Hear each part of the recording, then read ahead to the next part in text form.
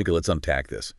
Have you ever worked on a project where things were just tough? Uh-huh. Maybe you needed a mix of skills, faced unexpected challenges, and, well, quickly realized you couldn't do it alone. Definitely. Today, we're doing a deep dive into something surprisingly relevant to that exact feeling. That's right. We're taking a detailed look at the role and dynamics of teams, drawing from a specific source focused on church planting. And that's a context that presents some incredibly demanding performance challenges. Right. And our mission. To unpack this material, Mm. understand why teams are not just helpful, but often essential in these tough contexts. Yeah. What makes them effective, what challenges they inevitably face, and most importantly, pull out the most insightful nuggets from this deep dive for you, the listener, Yeah. whether you're starting a church or leading a project at work. So our source highlights a pretty significant shift. For a long time, especially in areas like missions, the picture was often this rugged, individualistic pioneer. Emblem hero, right, Yeah. charging ahead on their own. Exactly. But there's been a profound move towards teamwork.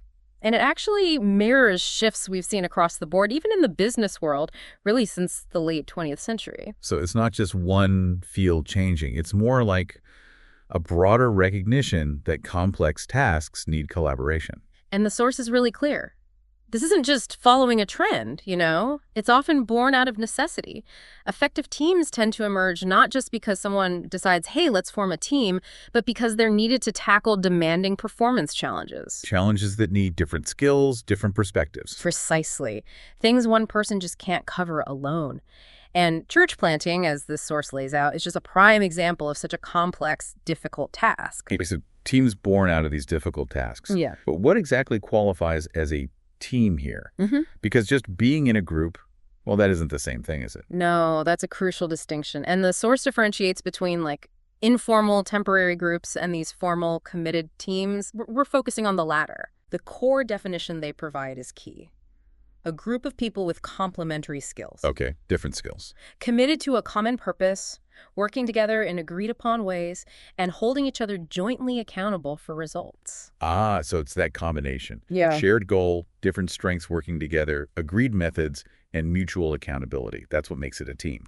Exactly. And then specifically for Christian ministry, the source adds layers like embodying Christ's message, accomplishing meaningful ministry, and working towards transformative results. It's purposeful, collaborative effort grounded in that shared mission. And these teams aren't monolithic either, are they? The source mentions quite a bit of diversity. Oh, absolutely. They could be career missionaries, short-term workers, a mix of international folks and nationals. Living together or separate. Yeah, living communally or spread out, expatriates only, nationals only, or often both working together.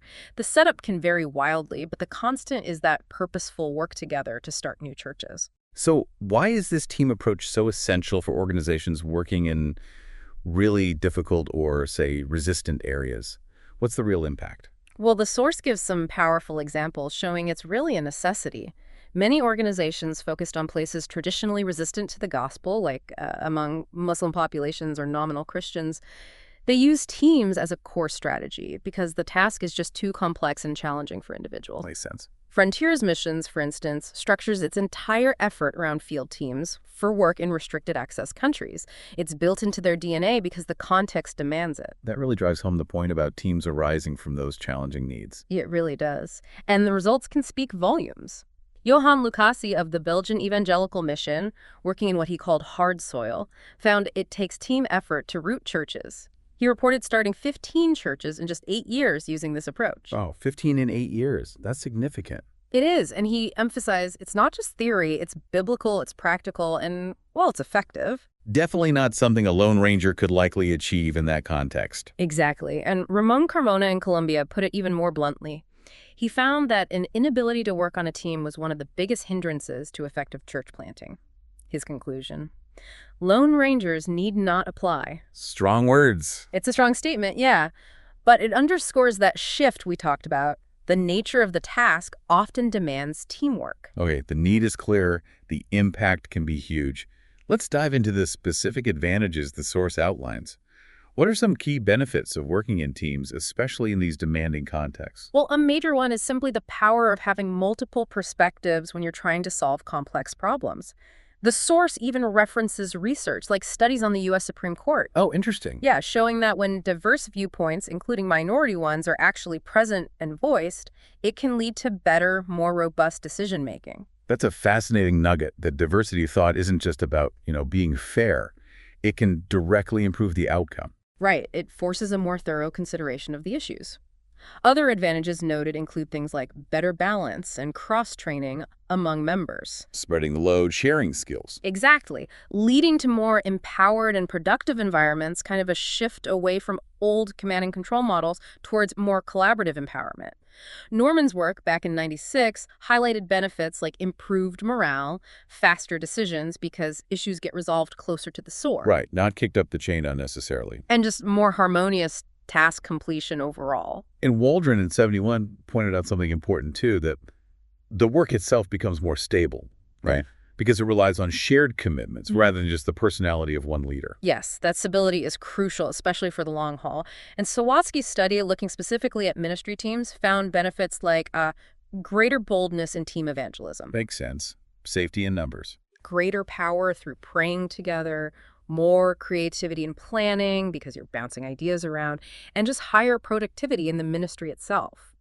And crucially, the ministry becomes focused on the mission, not centered around one charismatic personality. I like that description from Lucasi about the synergistic effect.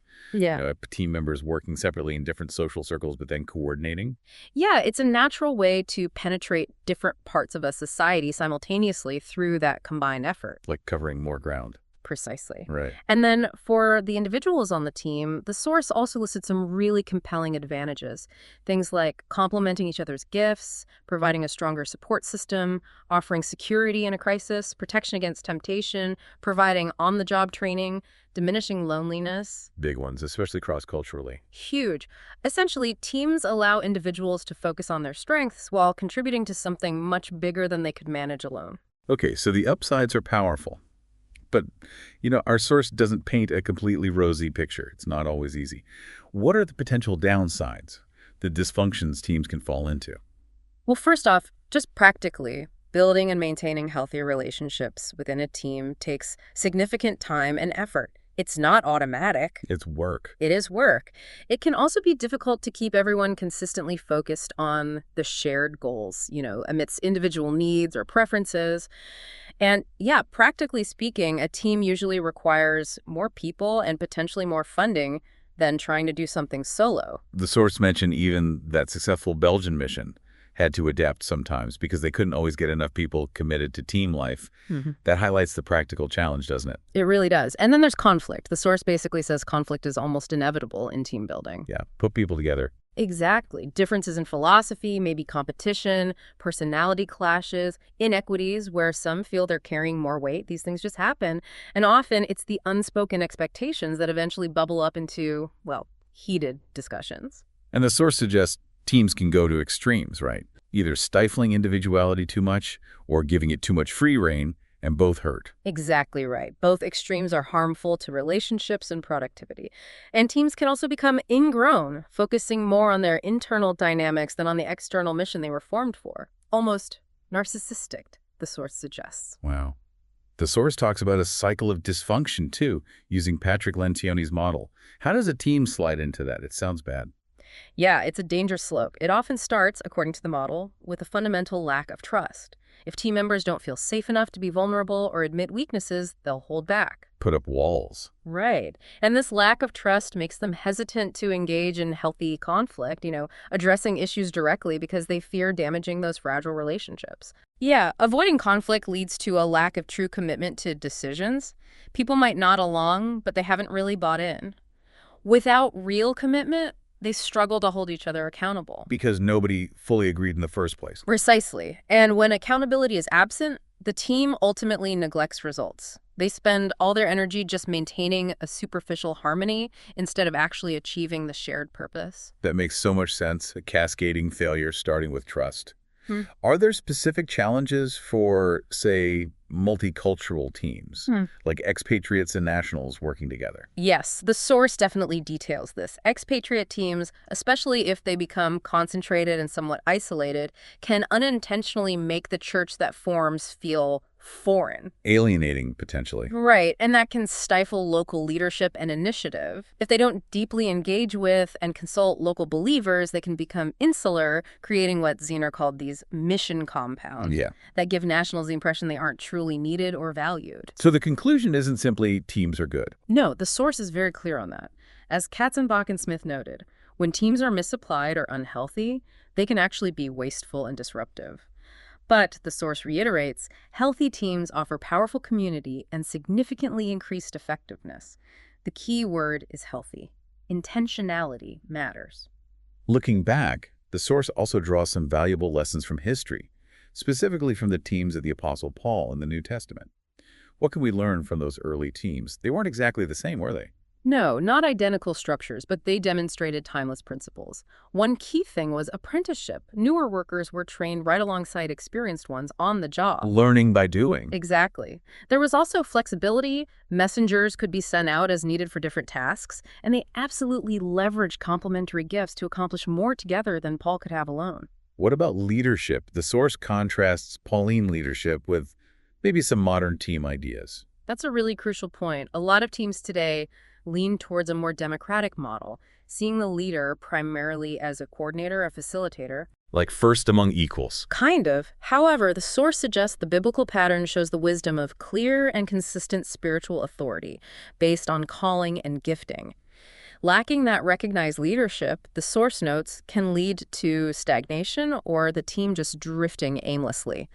It's not about being authoritarian, but about having clear, respected spiritual leadership. And what was the driving force behind those teams? What was their focus? A second major lesson is their intense missional focus.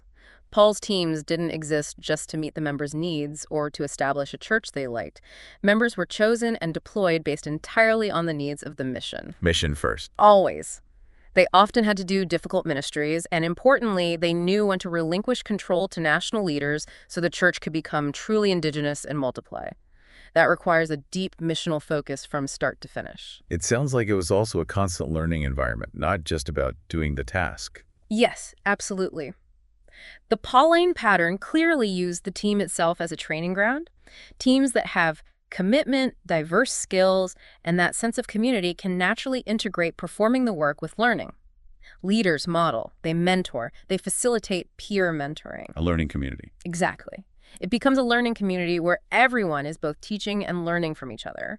That includes missionaries and national apprentices developing culturally appropriate methods together. Wise leaders prioritize this equipping function, even if it means they personally spend less time doing direct ministry themselves. Were they rigid in how they were structured?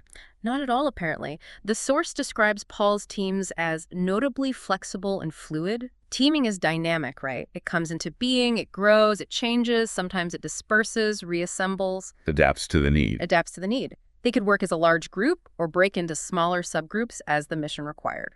Very adaptable. And despite the challenges of just human nature, the account in Acts highlights a pretty positive dynamic overall. Yeah, and that brings in the spiritual dimension. The source makes it clear the Holy Spirit wasn't just, watching from the sidelines. He actively assembled, led, and empowered these teams. Acts 13 and 14, for example. Right, giving them that sense of divine destiny and guidance. So for today's teams, recognizing that they are God-assembled, needing to consult him, maintain godly character, and give him the glory is just as vital. And that, the source stresses, also requires godly leaders chosen by God. The source spends a good amount of time on leadership within these church planting teams. Just how critical is the leader's role for team success?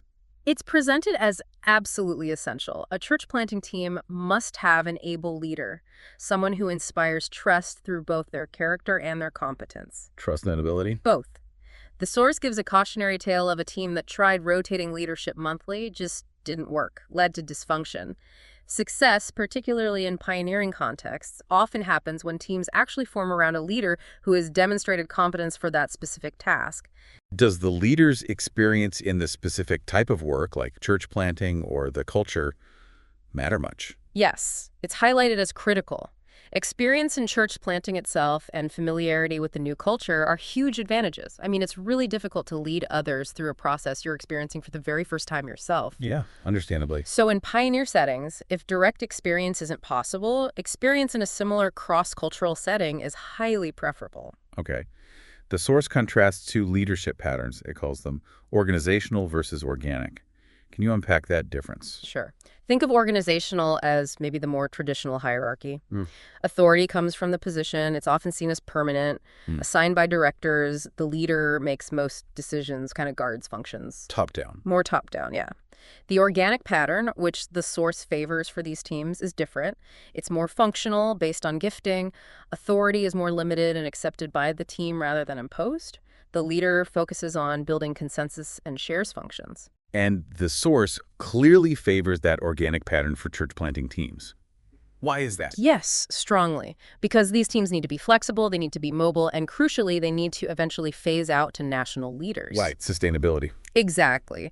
So the organic leader delegates effectively, shares power, and focuses intensely on advancing the mission, not just directing the team members.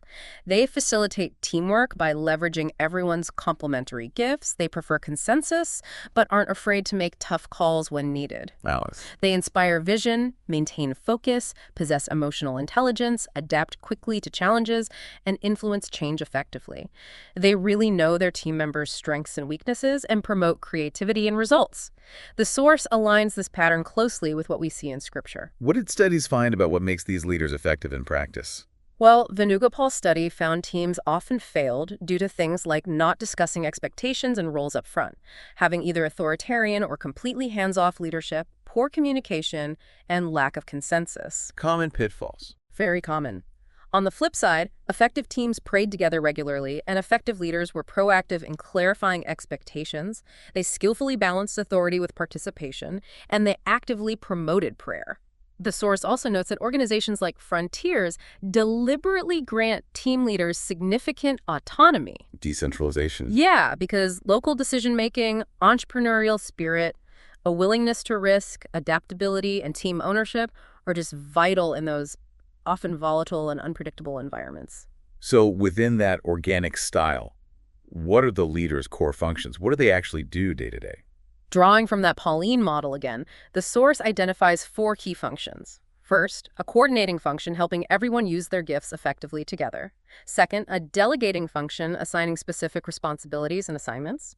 Third, an equipping function providing necessary training and mentoring for team members. And fourth, a directing function assigning tasks and holding people accountable for completing them. Okay. Finally, what kind of person makes a good leader for one of these demanding teams? What are the qualifications? Yeah. The source lists quite a few crucial ones. Spiritually mature, embodying those biblical elder qualifications. Humble, with a genuine servant spirit, not lording it over people, but working for their joy. Willing to exercise authority appropriately when needed. Not afraid of leadership, but humble. Exactly. A clear sense of calling, mission, and vision for the task that entrepreneurial spirit helps. Deeply prayerful, constantly consulting God and discerning his leading. Skilled in team building, able to maintain morale and inspire even when facing opposition. Hardworking, patient, perseverant. A lot of personal qualities. Definitely. Also, understanding the culture and the specific task, preferably with prior ministry experience among the target people. Self-aware of their own gifts so they can choose complementary members who are loyal and committed. And absolutely essential. They must be team players themselves. They have to truly believe the team can achieve far more together than any individual alone. Like Ecclesiastes 4 says. Exactly. Like Ecclesiastes 4.912, they are catalysts for the team's development. They help navigate conflict constructively, and they serve with their eyes firmly fixed on the Lord. You're looking at modern teams. Multiculturalism is increasingly the reality, isn't it? What does the source say about the implications of having teams made up of people from different cultural backgrounds? Yeah, that's a huge topic. The source points out this reflects the global nature of the church today, which is a positive thing, and it brings significant practical benefits too. Like what? Well, it helps counteract perceptions that Christianity is just a Western thing. It models unity and diversity. It can open doors in diverse cities, brings broader resources and perspectives to decisions, and can decrease suspicion towards outsiders. Those sound like really powerful positives. But I imagine bringing different cultures together also adds layers of complexity, right? It can't always be easy. Oh, it definitely adds challenges. Members inevitably bring differing expectations, values, communication styles, leadership styles, Oh. all shaped by their home cultures. Potential for clashes. Right. Cross-cultural misunderstandings and conflict become much more likely, adding another layer of difficulty to just building relationships. The source highlights some common assumptions that can cause tension, For example. like assuming the majority culture's way is the default, or that English must be the team language, or assumptions about gender roles, how finances are handled, salary expectations based on home country standards, or favoring only top-down leadership styles, all based on one culture's norms. So how do teams navigate that complexity to stay healthy and effective? It sounds tricky. The source says it's absolutely achievable, but it requires real intentionality. Things like proper orientation for everyone, mature and culturally sensitive leadership, a spirit of servanthood from all members, really patient communication, and a commitment to ongoing learning from each other. Patience seems key. Very key. Teams have to patiently work through practical issues like finances, lifestyle expectations, maybe pooling resources, how decisions get made, agreeing on core values, even the primary language used within the team. The source actually suggests prioritizing the values and language of the host culture wherever possible, as Rumke noted. Interesting. And what should a leader particularly focus on when leading these multicultural teams? The source really distills it down to three crucial essentials for the leader: fostering deep cultural understanding, building an unwavering commitment to community, and effectively leveraging the team's complementary gifts. Okay, let's dig into those three essentials a bit more. First, cultural understanding. How did that actually play out day to day in a multicultural team? Well, it's vital in all relationships, but it's just amplified here. Members need to feel safe enough to share their expectations, their opinions, their aspirations, and critically, they must actively seek to understand where others are coming from. Listening to understand, not just reply. Exactly. Recognizing that nonverbal cues are so easily misinterpreted across cultures. Disagreements can pop up over things like lifestyle choices, communication style, are you direct or more suggestive? Leadership preferences, even what's considered ethical behavior, Right. what's forbidden versus approved versus maybe ambiguous. Lots of potential friction points. For sure. Other tensions can include differing views on time consciousness, patterns for decision-making, the desired degree of community versus privacy. Lots of areas. Those sound like fertile ground for unpredictable misunderstandings. How can teams prepare for that? What practical steps can they take? The source offers some really concrete advice. First, allow additional time during the initial team-building phase, specifically dedicated to cross-cultural understanding and relationship building. Second, agree on and actively live by a clear conflict resolution agreement or process. Have a plan before conflict hits. Exactly. Third, empower all members on the team to call a meeting quickly if tension arises, to clear the air before things fester. Don't let it sit. Fourth, if needed, don't hesitate to bring in an external facilitator who's gifted in cross-cultural communication to help navigate tricky spots. And finally, set aside ample additional time during team retreats, specifically for team evaluation and relational check-ins. That intentional preparation and maintenance sounds absolutely key. Yep. Okay, moving to the second essential, commitment to community. Why is fostering that strong sense of community so incredibly important for these teams? According to the research by Cho and Greenlee cited in the source, fostering a sense of community is the single most important factor for multinational team survival. Wow, the most important factor. Yeah, it's essentially the glue that holds things together when the inevitable challenges and cross-cultural stresses hit. What actually makes up that sense of community? What are the building blocks? The source points to four key elements identified by McMillan and Chavis. First is membership, that basic feeling of belonging, of personal relatedness to the group. Second is influence, feeling like you have a voice, that you matter, that you can influence the group and be influenced by it. Mutual influence. Right. Third is fulfillment of needs, believing that important personal needs are actually met through the group's resources and relationships. And fourth is shared emotional connection, that bond, that cohesion that comes from having a shared history, shared experiences, shared celebrations and struggles. Building that sounds like demanding time-consuming work, but obviously worth the effort if it's the key to survival. It absolutely is. In a healthy community, members genuinely understand each other's values, they practice serving one another, they give preference to others' needs, and crucially, they're willing to change and adapt for mutual edification, for the good of the group. Hurst's research found that a high others orientation, really valuing others and being willing to personally sacrifice for their success, is essential for team effectiveness because it enables cooperation. Interesting. Could prioritizing community too much actually become a problem, though? Can you have too much cohesion? Yes, that's a valid concern, and the source warns against two potential dangers, Venugopal noted. One is social loafing, where some members might slack off, assuming others in the tight-knit group will pick up the slack. Taking advantage of the community feel? Kind of. The other is groupthink, where the desire for harmony becomes so strong that it overrides critical thinking and the willingness to consider alternative ideas or raise dissenting opinions. So, commitment to community shouldn't excuse those things. Members still need to be held accountable, and independent thinking should still be encouraged. Good balance. And the final essential you mentioned.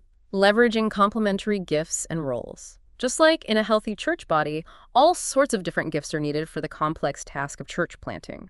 You need people strong in cross-cultural competency, evangelism, teaching, leadership, faith, encouragement, administration, hospitality. The list goes on. The whole body working together. Exactly. Teams should work to identify and understand each member's gifts, share that understanding, and help each other find ways to use those gifts effectively. While there are common tasks everyone might do, like sharing Christ or discipling, overall team effectiveness and individual satisfaction are highest when people's primary roles flow naturally from their giftedness. I found the example in the source about the leader in Mexico City really helpful here. The one who mapped out needed gifts. That's a great practical illustration. After seeing some struggling church plants, that leader intentionally identified the minimal constellation of gifts they believed were essential for success in that context. Then, they actively recruited new team members specifically to supply the missing gifts. And importantly, they also focused on helping the new local believers discover their own spiritual gifts. So the goal isn't necessarily finding the perfect team member for every slot, but creating a viable, balanced team with the best possible mix for the job. Precisely. The source acknowledges the perfect team probably doesn't exist, but the goal is a functional, balanced team with the best possible mix of gifts and talents for the specific task and context. And ultimately, recognizing that God assembles teams according to need, so many different configurations are possible and can be effective. Now, let's tackle something the source is very clear about, almost bracingly so. Conflict is inevitable in teams. It is unavoidable. And the source really emphasizes how damaging unresolved conflict can be. It wastes incredible amounts of time, money, and training investment. Huge cost. Huge cost. When a team breaks apart because of conflict, the strategic setback for the mission can be serious, and the damage to relationships might even be irreversible. Conflict tends to grow and fester when members are unprepared for it or lack the skills to manage it skillfully. And ignoring it just makes it worse. Absolutely. Ignoring biblical commands to deal with issues directly often creates this destructive cycle of people taking sides, collecting injustices, maybe gossiping, which eventually leads either to an explosive confrontation or just quiet resignation and withdrawal, and rebuilding trust after severe conflict. Oh, it's incredibly difficult. So, if it's unavoidable, how should teams approach conflict? What's the healthy way? The key takeaway is preparation. Church planters, and really anyone on a team, need a sound theology of conflict. Understanding it's a normal part of working with imperfect people in a fallen world, that conflict itself isn't always sinful. Ephesians 4 talks about being angry without sinning, but something to prepare for and learn how to manage skillfully. The goal is to minimize the damage and potentially even maximize the gains that can come from working through differences constructively. Understanding your own typical approach to conflict, do you avoid it, accommodate, compete, collaborate? That self-awareness is vital preparation too. Are there predictable times when conflict is more likely to crop up in a team's life? Well, conflicts can be unpredictable, stemming from character issues, value differences, simple misunderstandings. But they often surface, the source notes, when teams are working through core issues like defining goals, deciding on strategies, agreeing on methods. These are areas where personal preferences and personality styles naturally collide. Makes sense. That's where the rubber meets the road. Yeah, exactly. The source references models like Tuckman's stages of team development, which many listeners might know. You start informing that initial, often optimistic honeymoon phase. Everyone's polite. Yeah. Then you often hit storming, where differences emerge, disagreements happen, and conflict is common as you wrestle with how to work together. Then hopefully you move into norming, where you start agreeing on processes, roles, and goals. And finally, performing, where the team is functioning effectively. And the source notes those stages aren't always linear, right? You can cycle back. Yes, that's a good point. It can be cyclical. But the main benefit of being aware of these stages is that informed team members can anticipate and manage the dynamics, including conflict, rather than just being overwhelmed or discouraged by them. Knowledge is power. It really is. Anticipating these stages enhances the team's dynamics, it can reduce the pain involved in working through differences, and it helps the team persevere towards actually bearing fruit. And all this just highlights again the critical need for a deliberate team-building plan that explicitly includes how conflict will be managed. That brings us nicely to the proactive steps. How do teams actually get built effectively and then stay healthy over the long haul? Right, because it doesn't just happen. The source stresses that team building isn't just about preparing for conflict. It's a crucial foundational period, kind of like an engagement before marriage. It suggests a structured formation period, maybe 3 to 6 months, is highly beneficial. Okay, 3 to 6 months. When and where should this ideally happen? Well, it could happen near a sponsoring church before going to the field, or it could happen on the field itself. The preferred approach outlined in the source, though, is assembling the team around an experienced leader on the field, ideally towards the end of their initial language and culture learning phase. So they have some context but aren't swamped yet. Exactly. Before the full demands of ministry kick in. And having a mentor or an external facilitator involved during this period is presented as vital. Someone to help the team debrief experiences, observe group dynamics, and guide them through decision-making and conflict resolution practice. What should actually go into that team building plan? What are they working on? The leader should develop it, ideally with input from a mentor, and then discuss it thoroughly with the team so everyone owns it.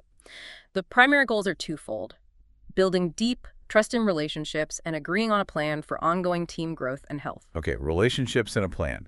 What objectives support those goals? The source lists several key objectives. Things like really getting to know, accept, and trust each other, developing that team spirit, that esprit de corps, clarifying the shared mission and vision until everyone gets it, studying the target people and culture together, agreeing on key team values, commitments, and some early achievable goals, making conflict feel safe by agreeing on a specific management and resolution plan before it's needed. Proactive again. Very proactive.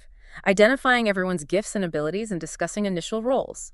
Creating a safe space to express dreams, fears, and expectations honestly. Developing healthy communication patterns. Agreeing on practical things like meeting times, frequency, and how decisions will generally be made. Importantly, allowing a process for a member who clearly doesn't fit to leave with dignity rather than forcing it. Describing clearly the responsibilities of both the leader and the followers, and fundamentally committing together under God to love, support, and work together through thick and thin.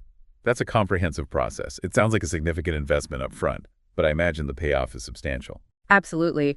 The source argues that solidifying those relationships and goals early on leads to much greater joy in the work, provides a consistent model of healthy community for new believers and others watching, and ultimately increases productivity and effectiveness. Teams develop their own unique models adapted to their context. The source mentions the idea of a written team covenant or memorandum of understanding, MOU, as one tool some teams use. But the source also cautions against extending this formal team-building period too long, right? Yes, that's an important counterpoint. Extending it indefinitely can be counterproductive.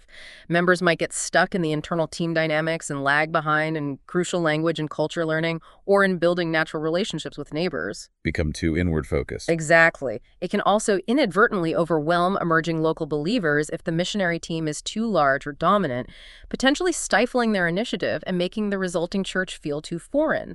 Nationals might feel unneeded or unqualified. So what's the balance? How do you avoid stifling local believers while still building a strong team? The source suggests a few things.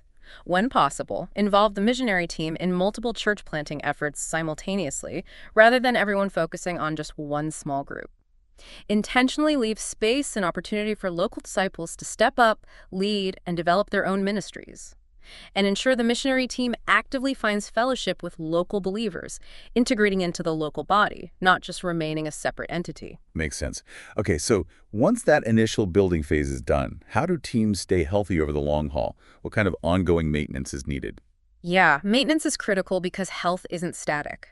The source notes many teams don't succeed long term, and those that do consistently invest in healthy relationships and ensuring roles remain complementary and effective.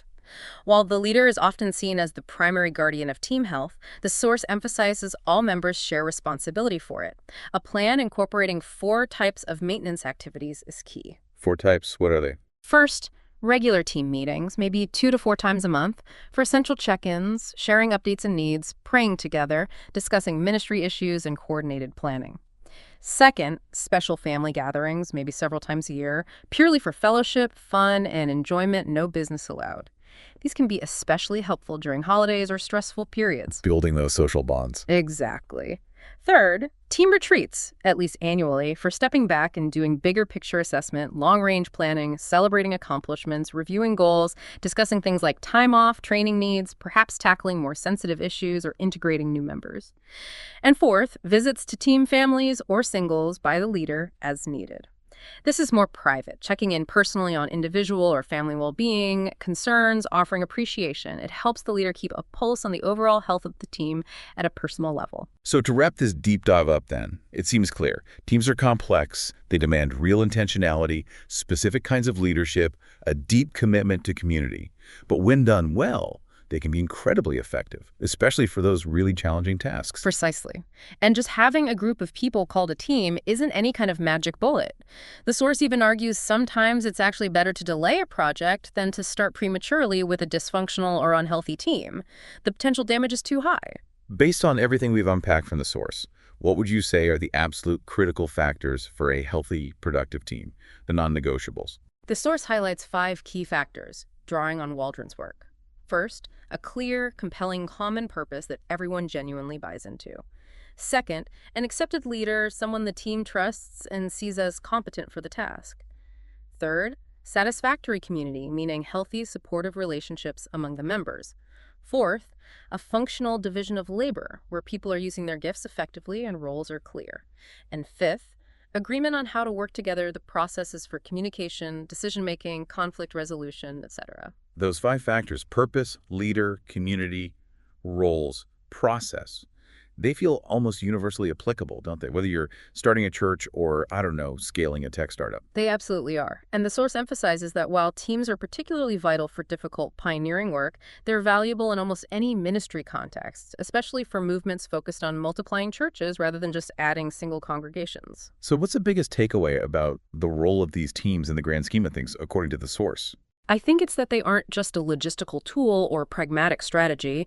They actually model kingdom relationships for others to see. They serve as engines for equipping new leaders. They act as a synergistic workforce capable of tackling bigger challenges.